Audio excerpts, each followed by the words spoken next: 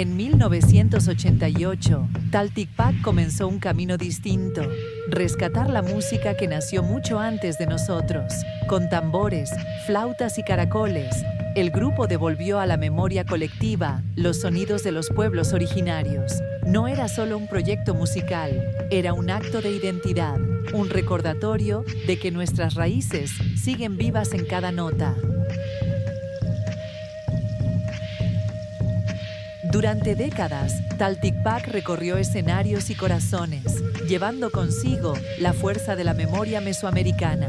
En teatros, festivales y plazas, su música se convirtió en un puente entre generaciones. Cada presentación fue un viaje, un ritual sonoro que unió pasado y presente, sembrando orgullo y pertenencia en quienes escucharon su llamado.